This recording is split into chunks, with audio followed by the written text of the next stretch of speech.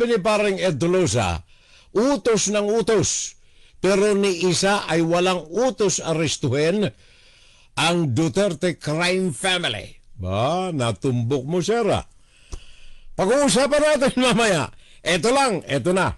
Nandito na tayo sa ating second hour ng Fun Saturday Live.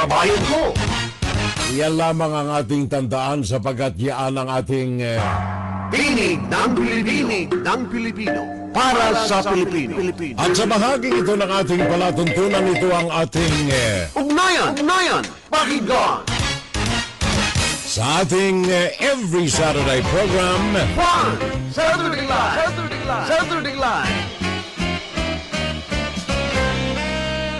kaagapay po ang inyong abang lingkod. Pakinggan si Ferrell Salvo tuwing Sabado dito sa FGS Web Radio para sa mga Pilipino.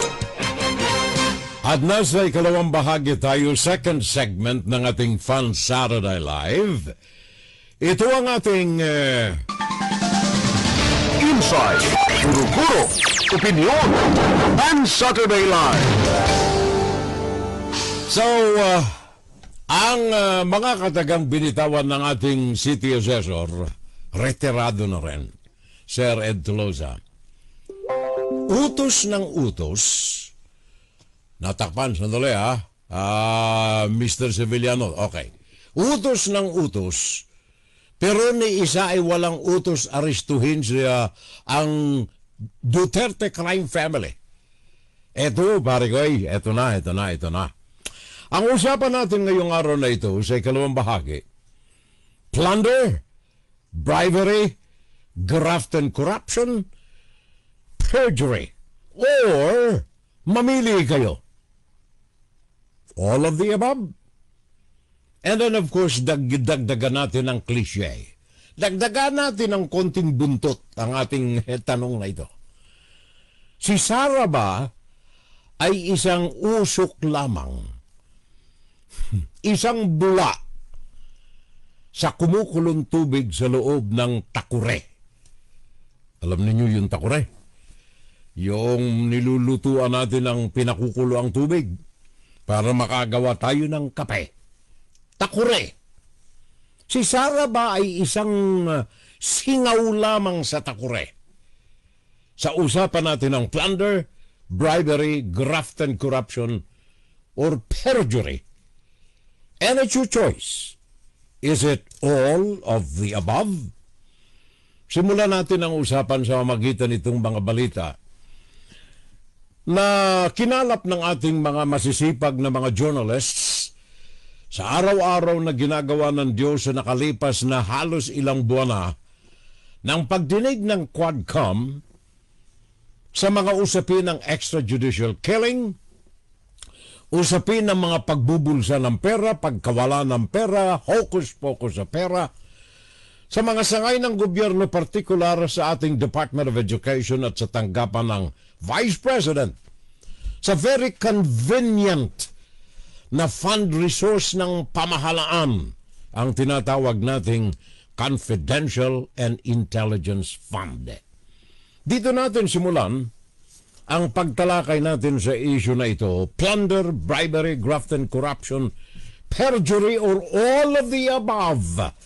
Ang mga ito ba ay tama?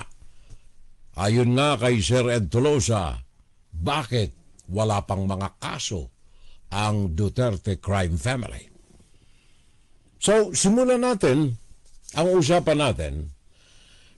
Kumbaga, bulat-latin natin ang mga issues, and from here on, alalayan natin ang mga issues na itong ihahantad ko sa inyo to reach into a conclusion. Dapat ba plunder, bribery, graft and corruption, perjury, or all of the above, especially sa Duterte family? Noong nakalipas na mga araw, in fact, 4 days ago,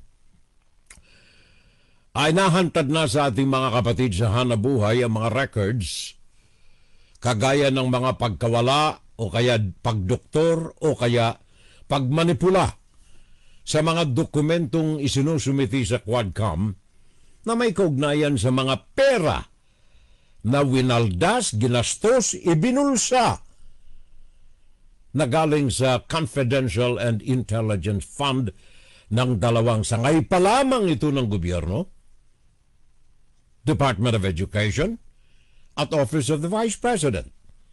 Dito lamang sa dalawang tanggapan na ito, 60% ng 677 mga confidential fund recipients, mga tao kuno na tumanggap ng pera galing sa CIF.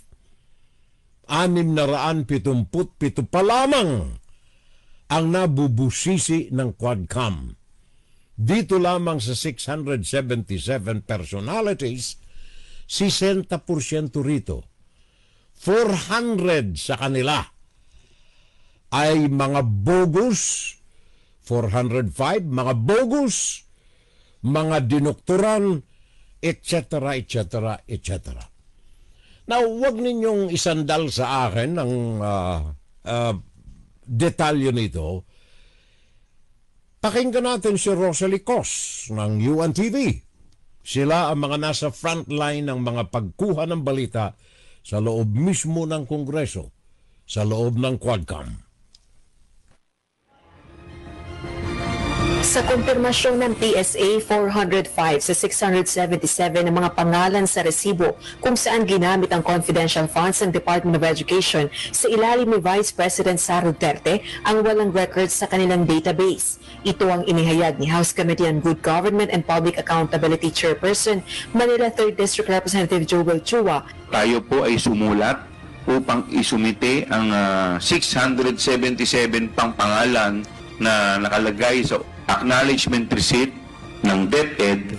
Tayo po ay binigyan ng tugon ng Philippine Statistics Office dated December 8, 2024 at dito sinasabi na out of 677 individuals, 405 o walang record sa birth certificate o pwede nating sabihin na non-existent. Bukod dito, ilan pang umano'y irregularidad sa mga resibo ng confidential funds ang nasilip ng House panel. Kabilang na ang mga resibong may recipient na Alice Crescencio, isang pangalang may magkakaibang pirma at nilagdaan umano sa iba't ibang lokasyon. Similar to our friend Kokoy Villamin, Mr. Chair, there were 3 different signatures. Kapansin-pansin din po rito, Mr. Chair, na si Miss Alice, apparently, according to these ARs, were in different parts of the Philippines. Pinirman niya, nung inuna, nasa Pasay City siya. Pangalawa, pumirma siya, nasa Iligan City, sa Mindanao. At doon po sa ang aking probinsya, sa Lanao del Sur.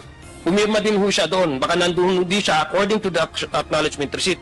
Gayun din ang mga resibong may recipients na ang pangalan ay Sally at Sheila. Magkaibang pangalan pero tila iisa ang pirma. These are 2 different persons, Mr. Chair, from 2 different addresses. However, they have the exact same signature with exact same strokes. At baka isang tintang ballpen ang ginamit, Mr. Chair. Sinilip din ng resibong ang recipient ay isang Milky Sequoia. The 2 acknowledgement receipts, both in the name of Milky Sequoia, both had done on the same day.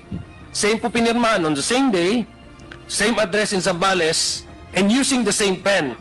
However, have totally different signatures. Nasa 2,000 recipients naman ang confidential funds ng OVP ang hinihintay pa ang resulta ng PSA verification. Yan ang report ni Rosalie Cos. Pinakikita ko sa inyo etong printout ko ng mga resibo na yan na sinasabi ni Representative Zia Alonto Adyong ng Lanao del Sur. Mga personalities kagaya nitong Milky Sequoia at saka Alice Crescencio, mga ito na kung saan ang mga sa analysis ng ating mga staff ng Kongreso ay tila mga anomalous. Hindi lamang ang pangalan, ang kanilang signatures. Tandaan ninyo, out of 677 na mga naiimbestigahan pa lamang na mga pangalan involved dito sa CIF fund na ito. 405 o kaya ilan ito? 40%, 60%. 60%. Mga anomalous, mga fake names ang mga nahahantad. Pakinggan natin sandali kung ilan pa ang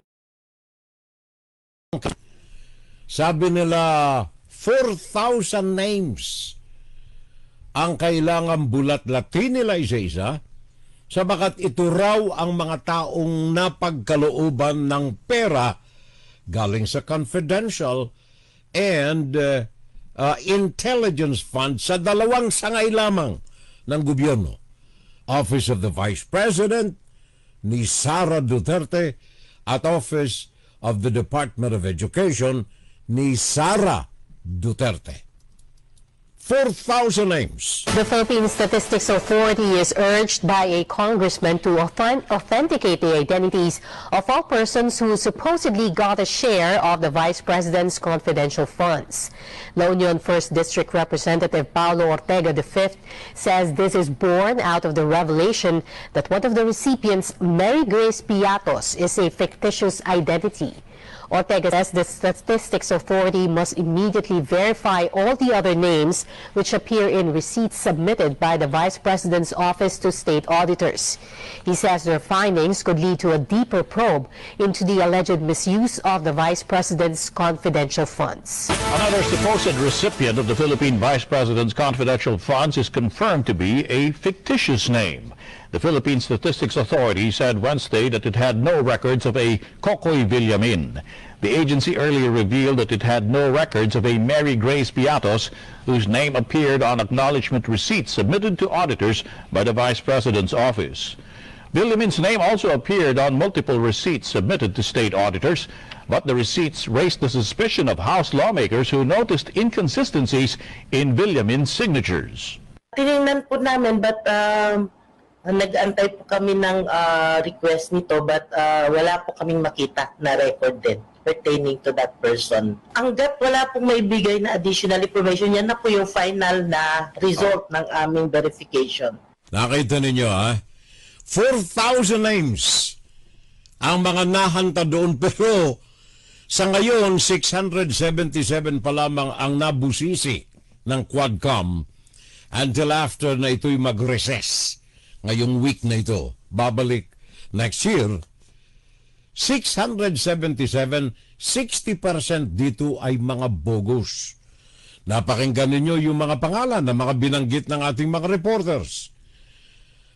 Kagaya halimbawa nitong binanggit natin kanina si Milke Sequoia at Alice Crescencio, for example.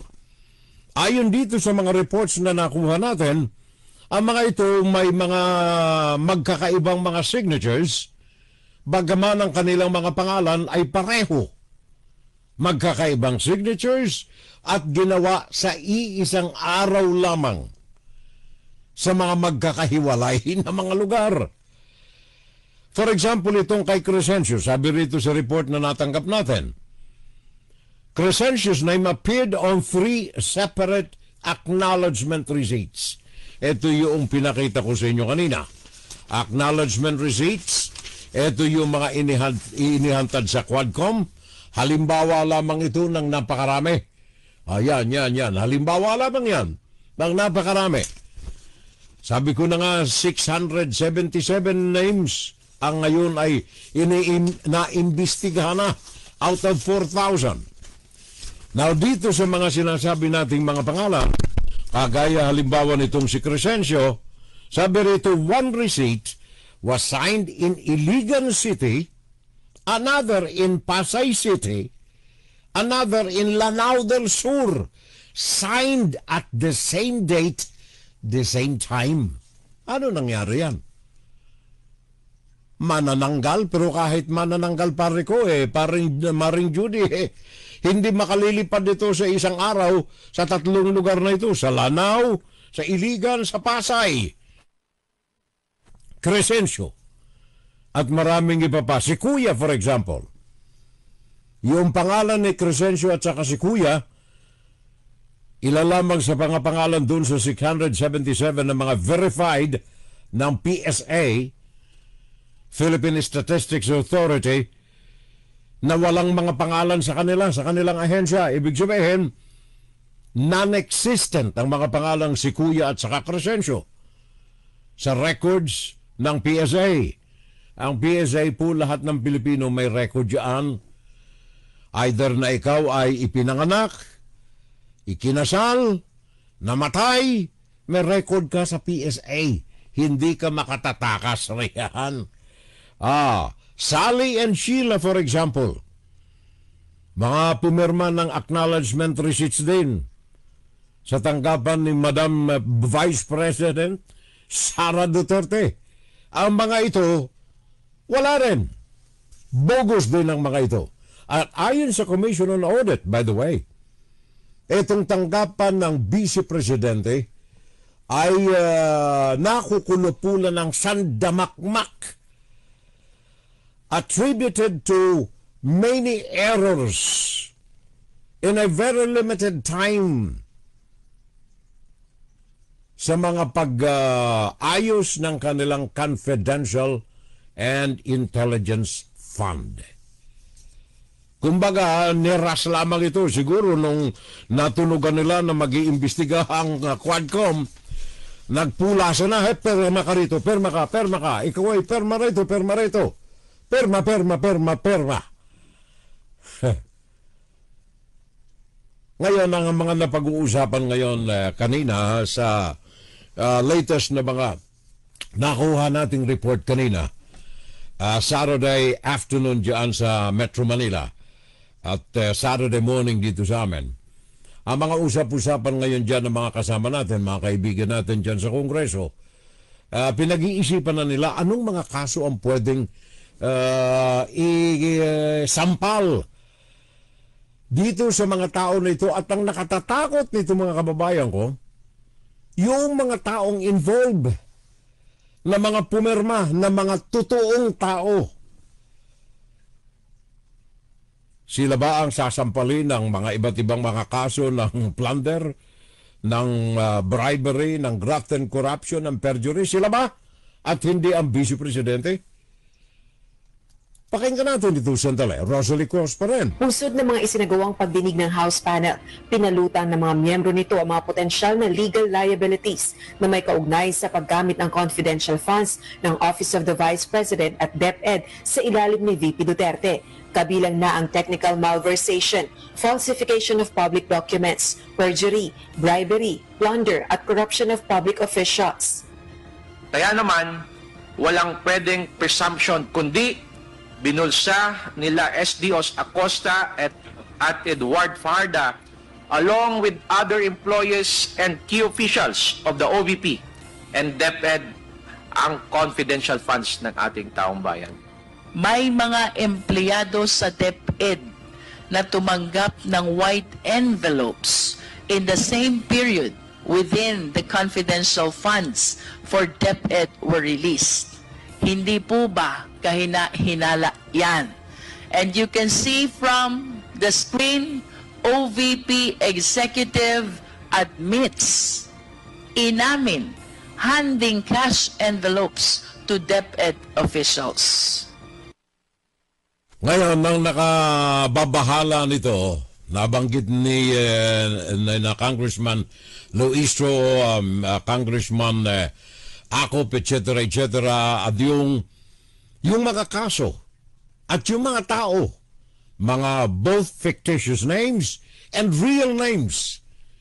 Now, ang tanong ngayon na ikinababahala ng marami,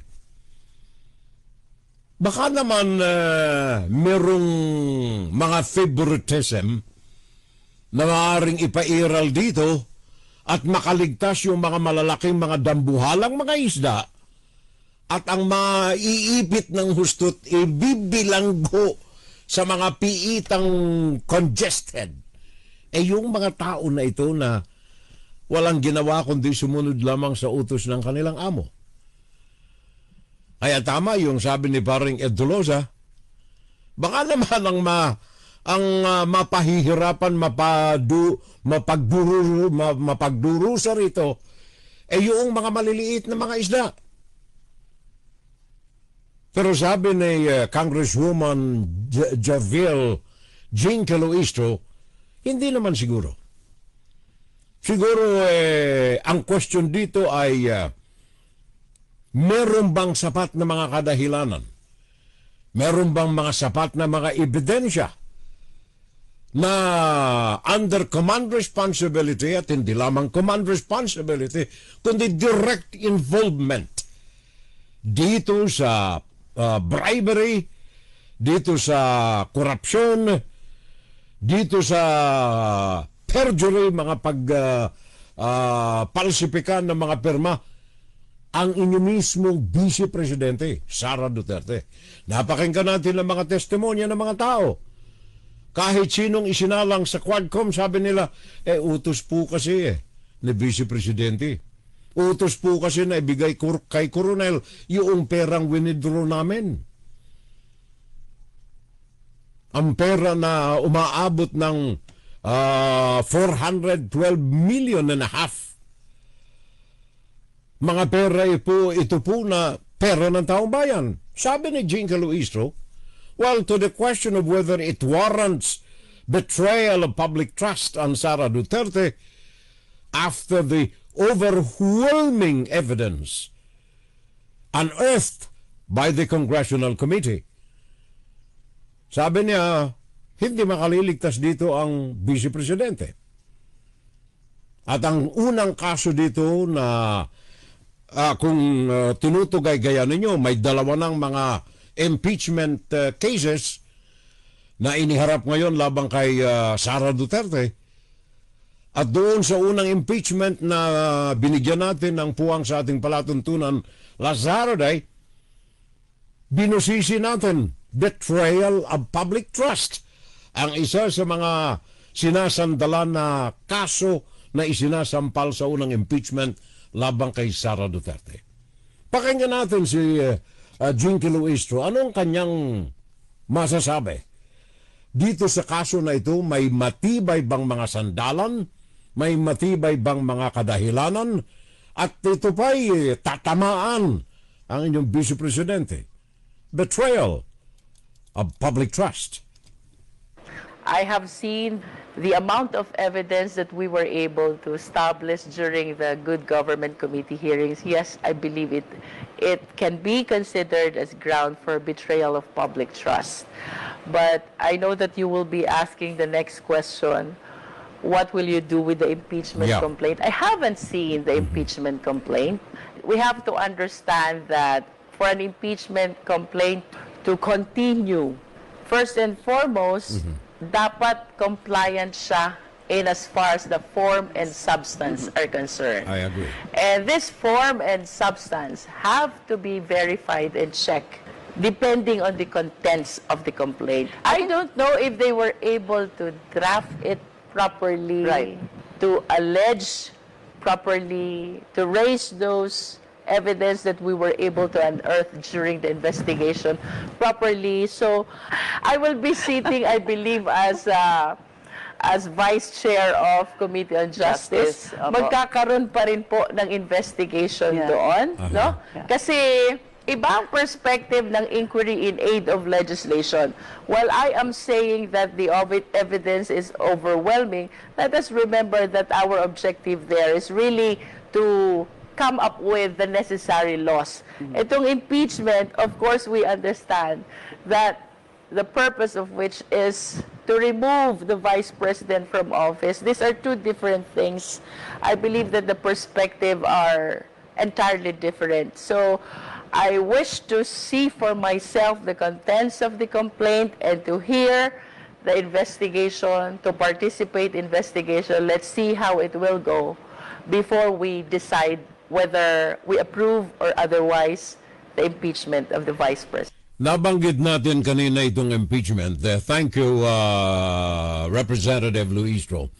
Nabanggit natin yung impeachment. Gawa ng 4 ang mga pinagbabasehan nila na umaasa itong mga signatories dito sa impeachment na ito. The first one, na matibay ang kanilang paninindigan dito sa mga kaso ng perjury. Una riyan ay yung sinabi ko na nga, betrayal of public trust. Napakinggan ninyo ang opinyon ni Congresswoman Luistro. And of course, doon sa impeachment na ito, nandiyan din ang plunder, nandiyan ang bribery, nandiyan ang graft and corruption, And of course, ang perjury. So doon sa mga ito, ang una nating napakinggan kay Congresswoman Luistro, betrayal of public trust. Lahat naman ng ito ay interconnected. Yung perjury, bribery, graft and corruption, plunder, lahat ng ito ay interconnected at tightly connected doon sa betrayal of public trust.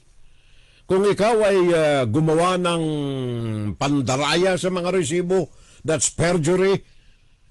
Ikaw na taong bayan ang iyong vice-presidente ng tarantado at nagsagawa ng mga bogus na mga perma, perjury, yung trust, yung pagtitiwala mo sa kanya, wala na. So, betrayal of public trust yun ang number one. In fact, doon sa impeachment number 2, dyan sila sumandal ng gusto. Betrayal of public trust, but sa detail ng kanilang mga reasons bakit merong paglabag ang vice-presidente sa trust, pagtitiwala ng taong bayan, nandoon na itong mga kaso ng perjury, ng bribery, graft and corruption, plunder, etc., etc. So tingnan natin maigi mga kababayan ko. Dito sa kaso ng perjury, busisiin natin maigi. Hagip ba rito si Sara Duterte? At sabi ko na nga kanina, again, tandaan ninyo, isisingit kong muli ito. Si Sara Duterte ba ay singaw lamang sa kumukulong tubig sa loob ng takure? What do I mean by that? Pag-uusapan natin mamaya, parang Ed. Nais ko lamang isa-isahin para buuhin natin konkreto ang mga bagay-bagay doon sa mga susunod nating usapan sa huling bahagi nitong ating insights.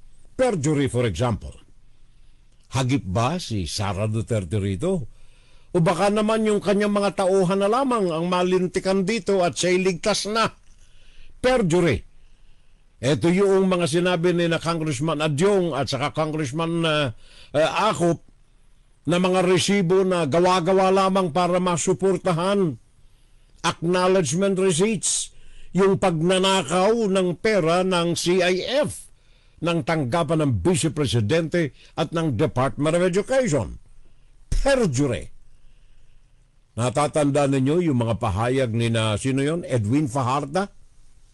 At saka ni Gina Acosta? Mga close allies at mga tagasunod, mga tupa ni Sara Duterte. Gina Acosta, for example, siya ang second in command galing sa Vice Presidente, Office of the Vice President. Edwin Fajardo, siya naman ang second in command sa Department of Education. Lahat ng mga ito ay sangkot dito sa perjury. Mga paggawa ng mga dokumento na mga bogus. Under oath, kanilang inamin, ang dalawang ito, ang 612 billion or million na winedro nila sa Land Bank, nakalagay sa mga bag, cash, binigay sa isang koronel na security officer. Dalawang tao sangkot dito. Sila ba ang kailangang idiin natin or under command responsibility? Yung nag-utos ba nito, Sara Duterte, ay liable sa mga pagkakasala na ito at dapat na ibilanggo? Again, pakinggan natin si Jinky Luistro. Naitanong natin ito sa kanya at ito ang kanyang katugunan. Kaya nga po ang SDO ang banded eh. Kaya nga po ang SDO may fidelity bond. And that's what I do not understand, why both Gina Acosta, the SDO of OVP, and Edwin Fajardo, the SDO of DepEd, were both claiming that they turned over the entire amount to the security officers. Eh, di ba sila natakot para sa sarili nila? Because they are the accountable officers. And they will be the one facing this accountability and as far as the amount involved are concerned.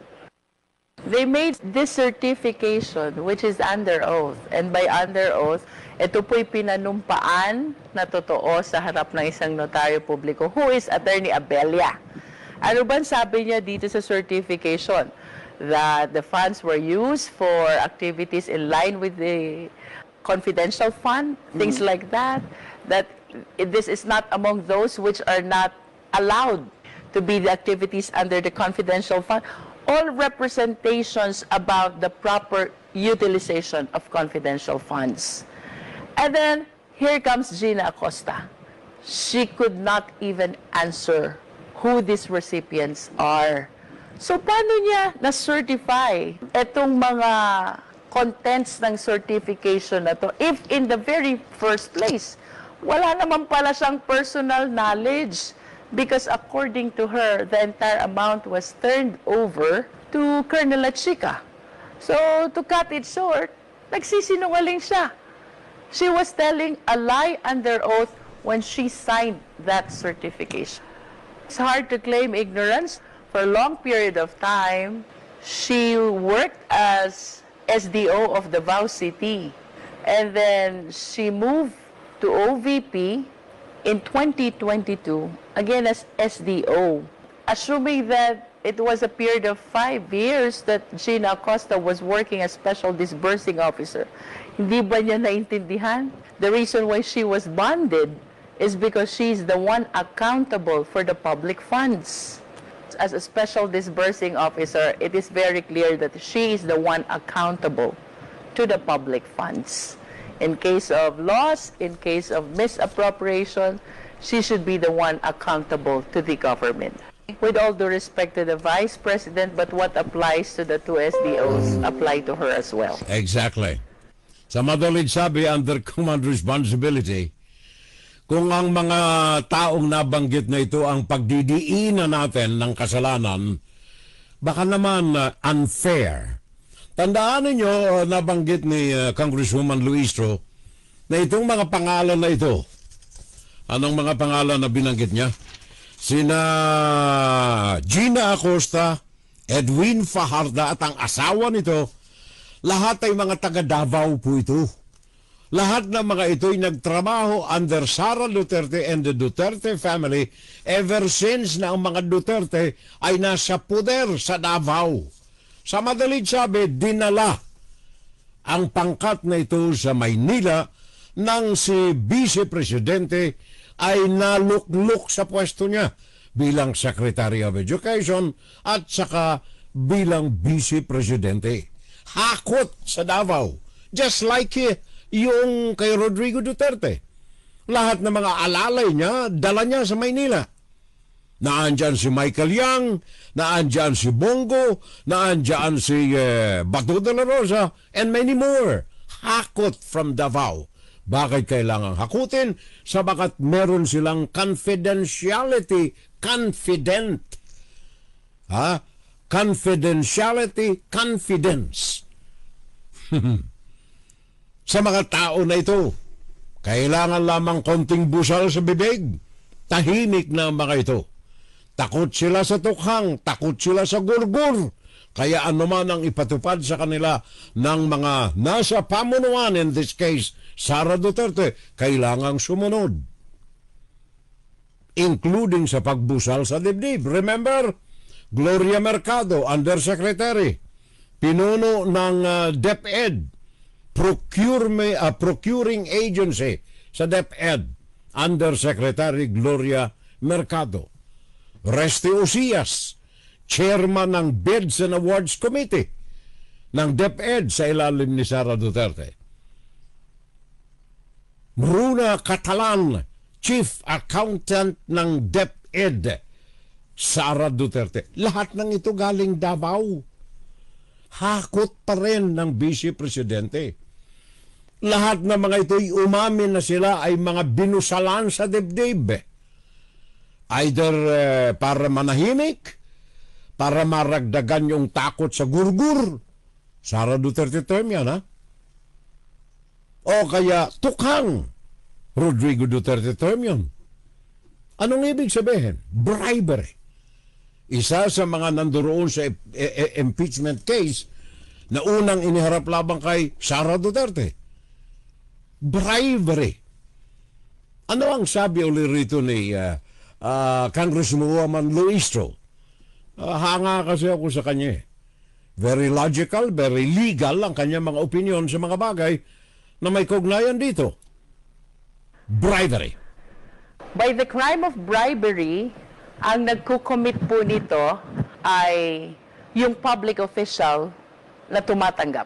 And by the crime of corruption of public officers, this is the person who can be a public official or a private individual giving bribe to the public official.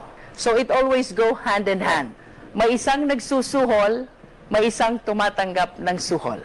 And the reason why I raise these offenses, which are under the revised penal code, is because of the admission of Yusek Gloria Mercado, the head of procuring entity of DepEd, the admission of Mr. Osayas, the chairman of Bids and Awards Committee, and the admission of Ms. Catalan, the chief accountant of the Department of Education.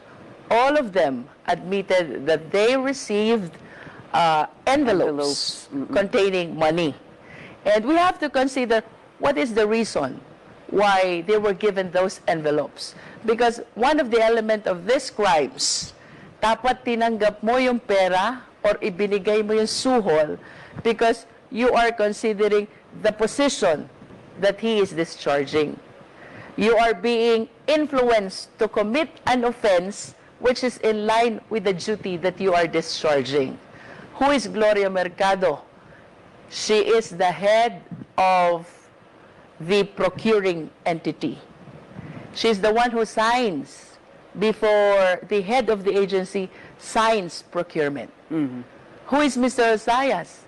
He is the chairman of the Bids and Awards Committee.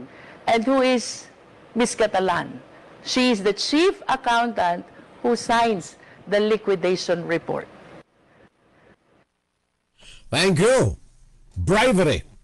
Alam mo, marami pa akong gusto sanang ipaabot sa inyo tungkol dito sa mga bagay na ito. Kaya lamang, ang ating oras sinusulyapan ko, mahaba-haba na . Nais ko lamang ipaabot sa mga kababayan natin. Last week ay nabanggit ko sa inyo na pangkalahatan sa ilalim lamang ng dalawang sangay ng gobyerno na hawak ni Sara Duterte from the time that she was the executive of Davao City hanggang ito'y nandirito sa Maynila, national government, ang kanyang pangalan is involved sa mahigit sa 3 bilyon, more than 3 billion, 3.8 billion, a little less than 4 billion. Ang pangalan nito'y nasasangkot sa iba't ibang mga kaso. Simula sa confidential fund, sa intelligence fund, at sa mga local fundings ng kanyang mga tanggapan when she was vice mayor, mayor, hanggang naging vice-presidente ng Pilipinas. So yung mga kaso na ito like plunder, for example, technical malversation, hagip na hagip ang pangalang Sara Duterte. In fact, sa plunder, ayon sa batas dyan sa Pilipinas, correct me if I'm wrong, pero pwede kang kasuhan, any government official, pwede kang kasuhan ng plunder pag ikaw ay nakapaggastos ng hindi mo properly accounted for legal disbursement. Kung ang mga kaso, ang mga bagay na ito, ang perang hawak mo, illegal, na nagastos mo, o kaya ibinulsa, 50 million is enough na makasuhan ka ng plunder sa Pilipinas. How much more ito? 3.8 billion ang involved na mga pera na hindi malaman kung saan napunta sa ilalim ng pangalang Sara Duterte. Diyan lamang sa Office of the Vice President. Ngayon lamang, wag nang yung mga nakalipas. Ngayon lamang. Sa tanggapan lamang ng Vice Presidente, ang kini-question ng Kongreso sa Quadcom is involving only 500 million. And then sa Department of Education, 112 million. All in all, 612.5 million. Ngayon lamang ito, ha? Hindi pa binabalikan dyan yung mga nakalipas na mga panahon. Ano ang mga nakalipas na mga panahon? Confidential Fund noong 2022. Office of the Vice President, 125 million. February hanggang Marso of last year, 125 million. Abril hanggang Hunyo last year, another 125 million. July to September last year, another 125 million. Confidential fund lamang ito. Hindi ito binabanggit ang iba pa. Office of the Vice President lamang ito under Sara Duterte. Idagdag pa natin ang Department of Education. Pebrero hanggang Marso last year, 37.5 million. Abril hanggang Hunyo last year, 37.5 million. Hulyo hanggang Setyembre last year, 37.5 million. Confidential fund lang yan. Vice Presidente, Department of Education lamang yan. Tingnan ninyo ito. Yun ang mga tala na nakuha natin sa tanggapan ng inyong Vice Presidente. Kaya doon sa mga nangangamba, ito ang mga argumentong natatanggap ko kanina at the last days. Ang kawawa nito, Furel, yung mga alalay niya na mga sunod ng sunod sa kanya, hindi naman siguro. Napakinggan ninyo ang sabi ni Luistro. May matibay na mga kadahilanan upang isampal sa tamang tao ang mga pagkakasala na ito at mapanagot sila sa ganitong uri ng mga kasalanan. Ano ang sabi ni Luistro? Yung evidences or evidence labang kay Sara Duterte is overwhelming. Balikan natin ang mga pangalang Mary Grace Piatos at Kokoy Villamin. Sabi ni Congresswoman Luistro. Pakinggan natin siya. Too many people are implicated already. From my personal standpoint, the evidence is overwhelming. Huwag na tayong lumayo. Balikan na lang natin si Mary Grace Piatos at si Kokoy Villamin. How come no one can explain who these people are? And the PSA already certified that these two personalities do not appear in their database. Whether it is birth certificate, whether it is marriage, whether it is death, wala. So sino itong mga taong ito? There's an additional information. 400 plus do not appear as well in the database of the PSA. I believe is 4,000 in total. So medyo nagtataka din ako kasi I remember my request was to have a rundown of the entire 4,000. At least come up with figures. Ilan yung nasa database, ilan yung wala. Which only means na hindi pa tapos.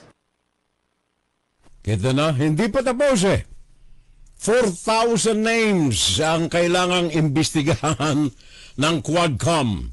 Only 677 pa lamang ang nabubusisi ng Quadcom. And out of the 60%, mga fake ang mga identities, walang record sa PSA. Ayan ay 405. How much more? Nakaka 1/4 pa lamang 4,000 names. 677 pa lamang So, ano pa ang mga madidiscover natin? Kaya at the end of the hearing nitong Quadcom, although babalik sila next year, natanong si Luistro Congresswoman, ano po ang mangyayari ngayon? Maghaharap ba kayo ng kaso labang kay Sara Duterte? And the answer was logical. Ang Kongreso ay wala hong karapatan magharap ng kaso. Because the purpose of this scrutiny is in aid of legislation. So bahala na ang Executive Department. Pakinggan natin siya. Para sa kanyang tinig mismo manggaling kung ano ang dapat gawin sa mga nadidiskubre ng Quadcom. We were done presenting all the possible offenses as to who will be included. We have yet to finalize that with the committee. Balikan natin yung purpose ng conducting an inquiry in aid of legislation. I will always bring you back to that point. Our objective in conducting this investigation is to be able to come up with laws to fill the gaps. During the investigation of the confidential fund of the OVP and DepEd, we've seen already that there are a lot of loopholes, there are no laws, there are no basis for the accountability, reason why we are filing these bills on confidential fund and even on the qualification of SDOs. No? What I wish to point out, it is really hard to reach the final point when you are going to satisfy yourself, all right, the money is with this person, she's the one who misappropriated that. Because if we do that, we might be losing our primary goal of legislating. What is important to us, nakita namin yung problema, nakita namin yung kakulangan ng batas, and now we are legislating. Pursuant to the separation of power principle that we have here in the Philippines, it's now time that we turn this over to the proper agency. Right. I believe this is the executive. Sila na ang mag-investigate, sila ang tumapos, and given these recommendations, they can consider this as guidelines, advice, but it will be totally up to them whether they will follow them in toto or whether they will conduct an investigation and rely on the result of the investigation against whom they will be filing those cases. Tama yan. Ngayon, the first question is, ano ang gagawin ni Bongbong Marcos dito? Dito sa mga nahahantad na karumal-dumal na krimen na nakita natin sa ating mga mata sa ilang buwan na hearing ng Quadcom. Well, of course, maraming mga paraan, may pera si Sara Duterte. Assuming na si Bongbong Marcos ay pinabayaan ang Department of Justice, ang ombudsman na kumilos ng naaayon sa batas. Ano ang gagawin ni Sara Duterte? Alam mo, naalala ko tuloy yung sinabi ni Sara Duterte long time ago na gusto niya sana siya ang mamuno ng Department of National Defense, Secretary of National Defense. Sara Duterte, siya mismo may sabi na bago pa man sila nagkasundo na magkaroon ng tandem, ang kanyang request lamang kay Bongbong Marcos, pag nanalo sila, siya ang magiging Secretary of National Defense. Now I know why. Alam ko na kung bakit ang target ni Sara Duterte bago pa man siya naupo bilang Vice Presidente ay ang Department of National Defense. Bakit? As proven by the investigation of Quadcom, Confidential and Intelligence Fund. She was assuming na mas ligtas na gamitin niya ang Confidential and Intelligence Fund kung siya ang nasa pamunuan ng Department of National Defense. Sabagat it would be logical na gamitin na kahit saan o ibulsa niyang hindi mahahalata ang CIF Fund. Department of National Defense yata yan. Ano ang trabaho ng DND? Well, kasama na riyan ang surveillance. Kaya malaki ang budget sa confidential fund ng Department of National Defense. That's 79 million para sa 2025 budget. I mean, 2023 pa nga ito ba? 2023, 79 million. Confidential fund lang ito ng DND. Yun ang target noon ni Sara Duterte na pamunuan, hindi ang DepEd. Wala namang CIF ang DepEd Sa ilalim ni Vice President Leni Robredo, wala rin confidential ang VP Ngayon lamang nagkaroon ng sandamakmak na CIF, ang Office of the Vice President, ang DepEd, dahil lang kay Sara Duterte. Yun ang dahilan kung bakit gusto niya na maging Secretary of National Defense even before she sat down as Vice President of the Republic. Unlimited confidential and intelligence fund sa DNP. At hindi mabubusisi. Kaya nga intelligence yan Kaya nga confidential yan Di ba yun ang dahilan niya? Bakit ninyo iniimbestigahan? Ngayon, sapagat na andyan na yan, nabulatlat na ng husto ang kanyang mga kasalanan, the evils of Sara Duterte. Ano ang kanyang preemptive move na ginagawa na ngayon? Isa sa mga ito ay nangunguna na siya sa mga press conferences na pinagdidiinan niya na ang mga kasong itong nabubulatlat sa Kongreso is a politically motivated issue na pinaghahandaan na pabagsakin siya sapagat gusto siyang hadlangan sa kanyang ambisyon na maging presidente ng bansa. At ang stepping stone ito ay ang 2025 elections. Yun, preventive yan Alam niya na siya'y aarestuhin kung talagang isusulong ng Department of Justice at ng Executive Department ng ating pamahalaang Pilipino, kung isusulong talagang pagbabatayan ng mga issues na itong at mga ebidensya na inilantad sa Quadcom, talagang maaaresto siya. Mabibigat ang mga kaso nito. Ang iba rito ay walang piyansa. Aresto mayor. Ang iba rito, wala ng kiyaw-kiyaw. Huli ka kagad. Bilanggo. Ang dami, sandamakmak ito Tingnan ninyo mga issue na yan. Bribery, plunder, graft and corruption, perjury. Matindi. Kaya meron na siyang mga preemptive na mga ginagawa ngayon. Number one dito, ang madalas na press conference para yung kanyang mga trolls ay ilaganap ang kanyang defensa na ito ay political persecution. Nothing of legal but political persecution.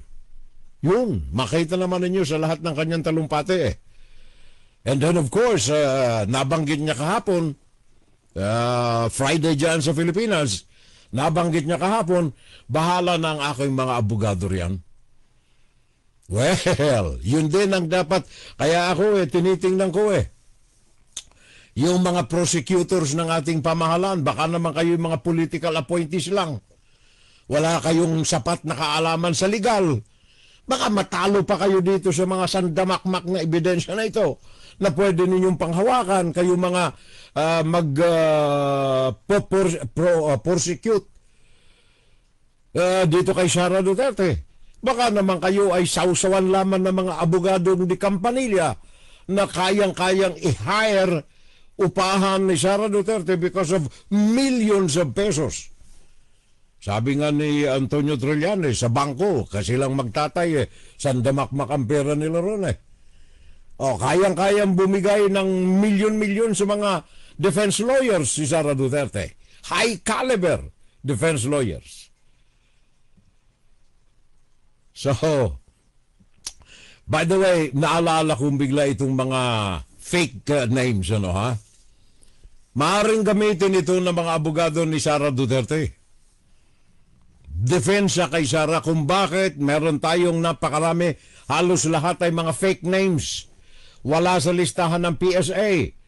Sasabihin ng mga abogado ni Sara Duterte riyan, alam mo, talagang fake ang mga pangalan. Intelligence nga Intelligence nga Mga ito'y mga sources na mga intelligence information. Kaya yung mga kinukuha nilang tao riyan ay mga may tunay na pangalan.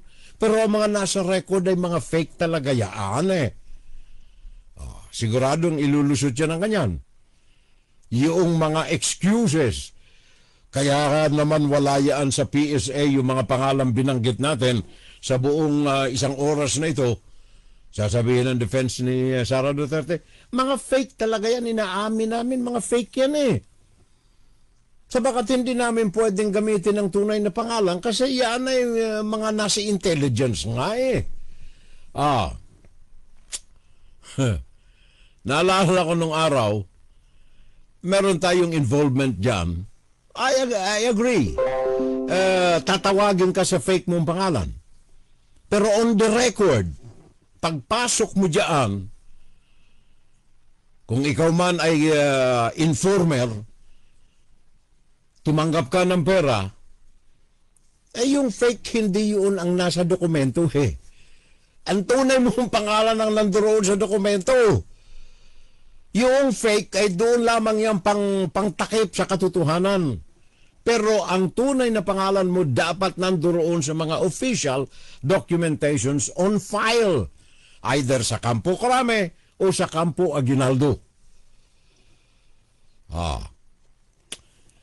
Well, pag masdan nating maigi, ano ang magiging galaw ng ating investigasyon ng Executive Department dito sa mga nalantad sa Quadcom na ito? Sabi ni Luistro, it depends on the Executive Department. Now, ito bang ating Executive Department headed by the President is willing to open up the case against Sara Duterte? Especially considering na ang Presidente, kagaya ni